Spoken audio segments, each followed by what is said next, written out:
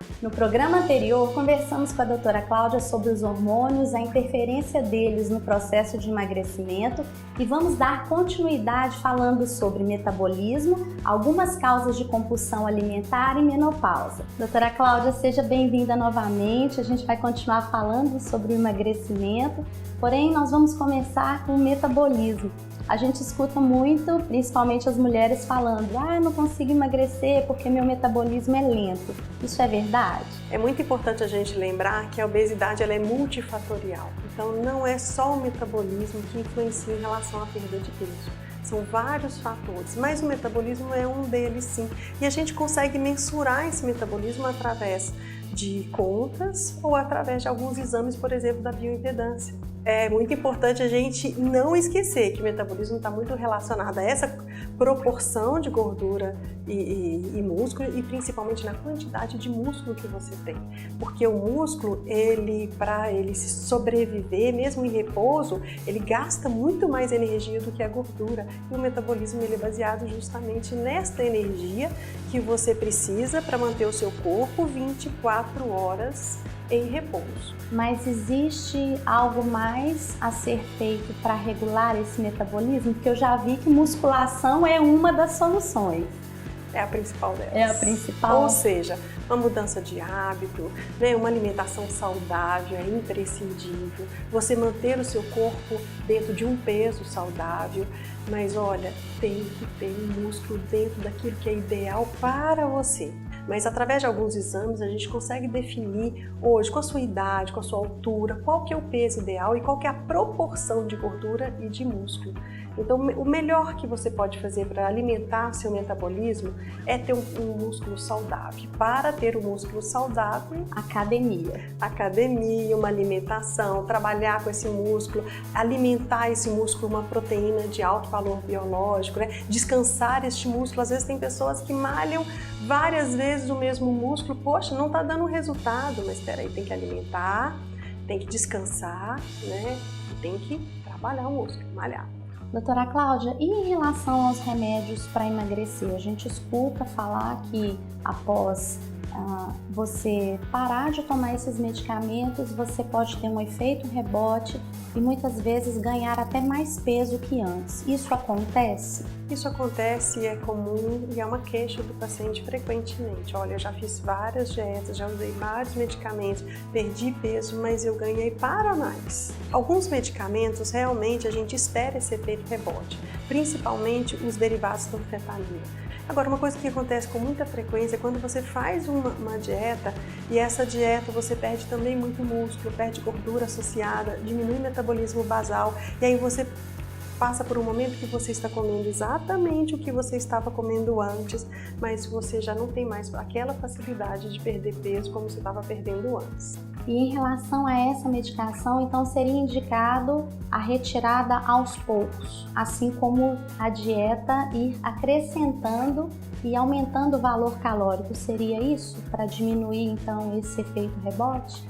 O medicamento ele é muito bem-vindo no momento que o paciente precisa desse medicamento, mas é importante que o paciente também se acostume a um hábito alimentar mais saudável, a uma atividade física regular e à medida que ele vai crescendo nesse sentido, a gente também vai diminuindo essa ajuda em relação ao medicamento e isso evita o efeito rebote. O sono é muito importante. A pessoa que não dorme muito bem, ela pode ganhar peso? Sim. A qualidade do sono ela está muito relacionada ao ganho ou à perda de peso, geralmente ao ganho de peso. Porque o cortisol ele é produzido em um horário específico do sono, num aprofundamento específico do sono. E se a pessoa não tem essa rotina, o cortisol, como nós já falamos anteriormente, Sim. que é um anabolizante natural que o próprio organismo produz, né? E ele, quando está em excesso, ele predispõe à obesidade e a falta de sono predispõe ao aumento do cortisol, ao estresse metabólico. Sim, isso interfere muito, não só na perda de peso, como no ganho de peso, como na manutenção do peso. Agora eu quero uma opinião pessoal. Para você, dieta ou reeducação alimentar? Por quê? Pergunta difícil, né? Bom, eu acredito nas duas coisas. Depende muito do paciente. Costumo dizer que não existe uma dieta melhor do que a outra, desde que ela seja uma dieta saudável, que hoje a gente tem, né? Uma dieta com restrição de carboidrato, com uma restrição de gordura, uma dieta cetogênica, uma cetogênica mais pesada ou mais leve. Explica pra gente então, o que é a dieta cetogênica? A dieta cetogênica é uma dieta que tem uma restrição de carboidrato. Quando a gente fala em low carb, o que você faz? Você diminui a quantidade de carboidrato do seu dia a dia. Agora, o que é a cetogênica? Qual que é a diferença? É exatamente isso que eu acabei de falar, só que a quantidade de carboidrato ela é muito menor. E qual que é o objetivo da cetogênica? Quando você alimenta, o seu corpo pega aquele alimento que você ingeriu naquele momento, naquele dia, para que ele gaste essa energia para você fazer o que você tem que fazer no dia a dia. Tem energia para trabalhar. Exatamente. De onde ele tira essa energia? Do alimento que você ingeriu recentemente, né? E na cetogênica, você vai ingerir uma quantidade muito pequena de carboidrato, que é a fonte mais rápida de energia para esse organismo, e ele está acostumado a tirar energia justamente daí, mas ele não encontra, porque você diminuiu muito a ingesta de carboidrato. Aí ele não encontra no carboidrato, ele busca na gordura. Então a cetogênica tem esse objetivo, a fonte de energia passa a ser a gordura, e a gordura guardada, estocada. Quem é que não quer perder essa gordurinha, todo né? mundo. Mas a cetogênica é uma dieta que não é para todo mundo, não é para todo momento. Às vezes o paciente tenta outras dietas e essas dietas não têm um resultado satisfatório. A cetogênica ela pode ser uma opção, sim. Né? Mas ela tem que ser muito bem acompanhada pelo médico. Quando você entra em cetose, você produz 3 ácidos. Esses ácidos são cetóticos, por isso daí vem o nome. E eles vão até o cérebro e dão uma sensação de saciedade.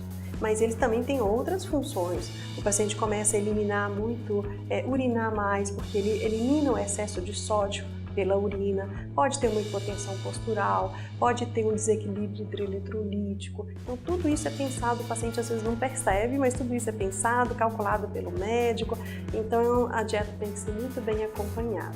Até porque, dependendo do que é inserido na dieta, se torna impossível para a pessoa conseguir seguir, né? Eu vejo que às vezes até o tipo dos alimentos que são inseridos na dieta, o paciente que fica o dia todo fora de casa, ele tem uma dificuldade. Então, talvez ele começar com uma dieta e conseguir agregar a dieta e depois passar para uma reeducação alimentar com alimentos saudáveis dentro daquela proposta, eu imagino que seja muito bom também. Sim. Algo que deve ser levado em conta.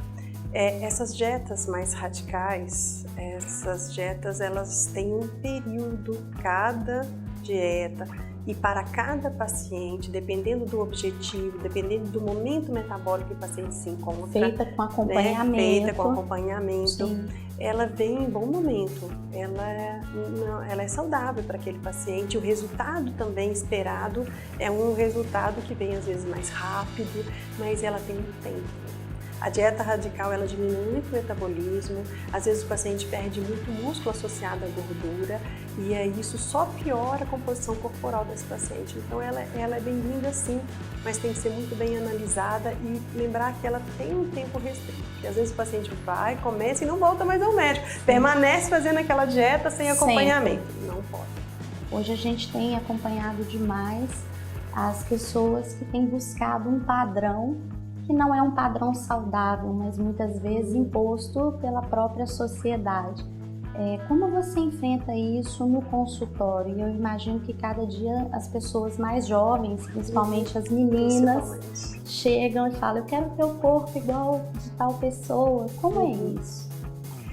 Eu acho que a questão da obesidade entra muito dentro desse desejo, né?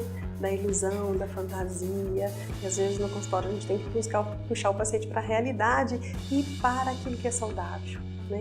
A primeira pergunta que eu faço para o paciente é: qual que é o peso que você deseja, qual que é o peso que você se sentiria bem, que você imagina que você se sentiria bem. Então aquele peso ele é anotado, ele é registrado na anamnese e depois da consulta eu vou solicitar os exames laboratoriais, esse paciente vai fazer uma avaliação de composição corporal, que pode ser a bioimpedância, depende do paciente, pode ser outro método mesmo para avaliar a composição corporal. E aí sim, no retorno, quando ele retorna com esses exames, quando a gente fez toda a história, colheu toda a história desse paciente, eu vou dizer para ele, olha, o peso ideal para você é nessa faixa, de tanto a tanto. E aí eu me remeto à primeira resposta dele. Será que esse peso que ele veio procurando é um peso saudável? Porque a gente vai trabalhar com aquilo que é saudável, não com aquilo que é estético. Mas a gente entende também que uma coisa é consequência da outra. Quando você atinge o peso saudável, a tendência é você esteticamente ficar satisfeito. E a variação também do biotipo normalmente é totalmente diferente daquela pessoa que ele imaginou. Que ele quer ficar igual, né? Sim. Isso tem que ser respeitado, né? Então eu acho que a obesidade, a perda de peso, ela tem que vir junto com o amadurecimento. Até porque as consequências são sérias. A gente tem também casos que são patológicos de uma diferença dentro do real, um paciente que tem distúrbio da imagem, percepção dessa imagem, né? É um paciente que está bem, às vezes está até mais leve do que deveria, muito magro, mas ele ainda se sente pesado, se sente gordo. Existe medicação para isso e é muito importante que esse paciente procure ajuda e às vezes a gente precisa de avaliação de um outro profissional associado. Vamos falar um pouquinho da menopausa, né? Sim, os efeitos, o tratamento, o que fazer para diminuir os sintomas que não são muito agradáveis? Existem algumas mulheres que entram no climatério. O climatério, na realidade, é essa transição, né, do ovário funcionando perfeitamente para a falência do ovário, que é a menopausa. Hoje uma mulher entra na menopausa, ela ainda está muito produtiva. E aí, quais são os efeitos mais comuns da menopausa? Alteração de sono, alteração do libido, alteração de peso, irritabilidade, o calor que é o que elas relatam, que incomoda mais, que são os fogachos, né? Mas sim, tem como a gente intervir em relação a isso. Diante de tudo que a gente conversou, qual o recado que você teria para dar para as pessoas de casa? A gente tentar encarar tudo isso com serenidade, com maturidade, porque isso leva o paciente a parar, a pensar, a se posicionar dentro daquilo que é certo, que é errado, a procurar um profissional, né? E sempre a tempo de intervir. Não importa o peso que você esteja hoje, esse peso ele pode ser tratado, abordado do ponto de vista de prevenção e também do ponto de vista de tratamento para que ele seja diminuído. Mas essas ações, por exemplo, eu não vou continuar fazendo atividade física, não vou continuar na academia, não estou emagrecendo.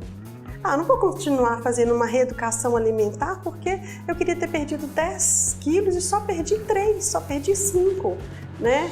Então não, é para valorizar aquilo que você consegue fazer naquele momento e na hora que você puder intensificar, esse momento tem que chegar também, porque a gente, na realidade, o objetivo nosso é chegar dentro de um peso saudável, né?